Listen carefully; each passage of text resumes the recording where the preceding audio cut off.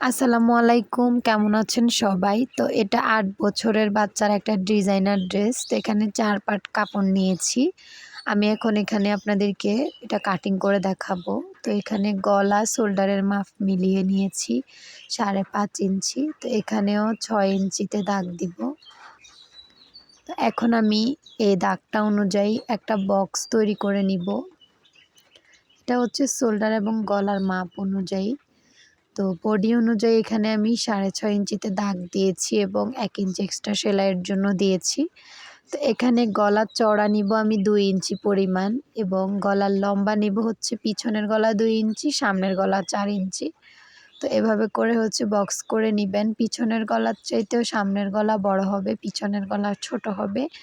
সবসময় পিছনের গলা ছোট দিবেন, সেক্ষেত্রে বডি ফিটনেস ভালো হবে, যে কোনো ড্রেসের ক্ষেত্রেই। তো এখান থেকে আমি ৫ ইঞ্চিতে ধরে কোমরের মাপ নিলাম ৫.৫। তো এভাবে করে ওখানেও ১ ইঞ্চি এক্সট্রা সেলাইয়ের জন্য রেখে দাগ দিয়েছি। তো লম্বা এবং চওড়া দেখলাম, লম্বা আছে ২৭ ইঞ্চি, চওড়া আছে ১৬ ইঞ্চি। তো এখান থেকে আমি কোমরের সোজা ৪ ইঞ্চিতে একটা দাগ দিব। তো দাগ দেওয়ার পরে এখানে এভাবে মার্ক করে দিব, এতটুকু হচ্ছে কাপড়টা কাটিং হবে। তো এখন আমি দাগ অনুযায়ী কাপড়টাকে সুন্দর করে কাটিং করে নিব। তো আপনারা যারা সেলাই ভিডিও শিখতে চান এবং দেখতে চান, আপনারা চাইলে আমার পেজটাকে ফলো দিয়ে রাখতে পারেন এবং আমার ভিডিওগুলো সবসময় কন্টিনিউ দেখতে পারেন।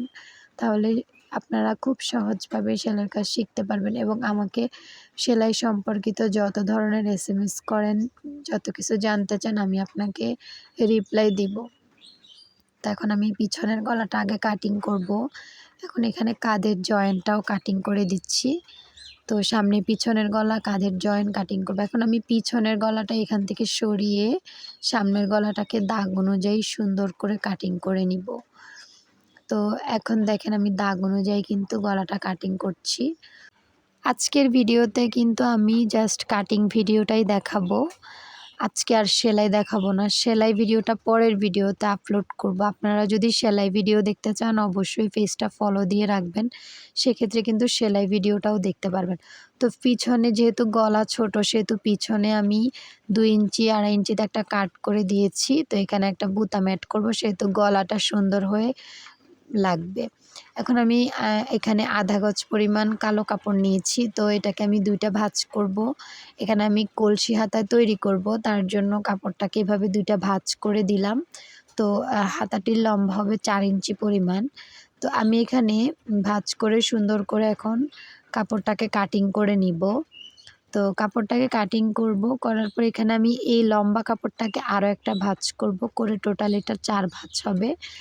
তো কলসি হাতা খুবই সহজ। আমি এখন যে সাইডে বগল দিব ওই সাইডে ২ ইঞ্চিতে একটা দাগ দিয়েছি। দিয়ে এভাবে করে হাতার শেপ করে এখন দাগ অনুযায়ী কাটিং করে নিব। তো এখন আমার কাটিং করা শেষ। তো কলসি হাতার মুখে আমি একটা পাইপিং দিয়ে দিব। তার জন্য এখানে আমি জামার যে কাপড়, সেখান থেকে একটু কাপড়, মানে ১ ইঞ্চি পরিমাণ চওড়া কাপড় নিয়েছি, নিয়ে আমি হচ্ছে এখানে কাটিং করে নিয়েছি। তো এখানে বাকি যে কালো কাপড়টুকু থাকবে, সেইটুকু দিয়ে হচ্ছে আমি জামার নিচে কুচি কুচি করে ডিজাইন করে দিব এবং গলার মধ্যে চিকন করে পাইপিং লাগিয়ে দিব। তো এখন আমি জামার কুচি কুচি করে ডিজাইন করার জন্য এখানে হচ্ছে ২.৫ ইঞ্চিতে দাগ দিব। তো এভাবে ২.৫ ইঞ্চিতে দাগ দিবে। এখানে কাপড়টা কিন্তু ২ ভাঁজ করা আছে। তো আমি ২.৫ ইঞ্চিতে দাগ দিব। দাগ দিয়ে এভাবে হচ্ছে ৩-৪ টুকরা কাপড় কেটে নিব। এই ২.৫ ইঞ্চি আমি ওই কাপড়টুকুর উপরে ফেলে দিয়ে এভাবে ৩-৪ টুকরা কাপড় আমি কেটে নিব সমান করে। তা আপনারা এই জামার ভিডিওটা কিন্তু দেখবেন, সেলাই ভিডিওটা দেখবেন। আপনারা খুবই সহজে, যারা একেবারেই সেলাইয়ের কাজে নতুন, তারা কিন্তু বাসায় খুব সহজভাবেই সেলাইয়ের কাজ শিখতে পারবেন। যারা সেলাইয়ের কাজ শিখবেন, তারা কিন্তু প্রথমে বাচ্চাদের বিভিন্ন রকমের জামা সেলাই করে আগে হাতটাকে চালু করে নিতে পারেন। সেক্ষেত্রে আপনাদের কোনো কাপড় নষ্ট হবে না। প্রথম অবস্থায় কিন্তু আপনারা বড় মানুষের কাপড় কাটতে গেলে, সেলাই করতে গেলে আপনাদের ভিতরে যে ভয়টা কাজ করবে, ছোট বাচ্চাদের ড্রেস কাটিং এবং সেলাইয়ের ক্ষেত্রে এই জিনিসটা হবে না।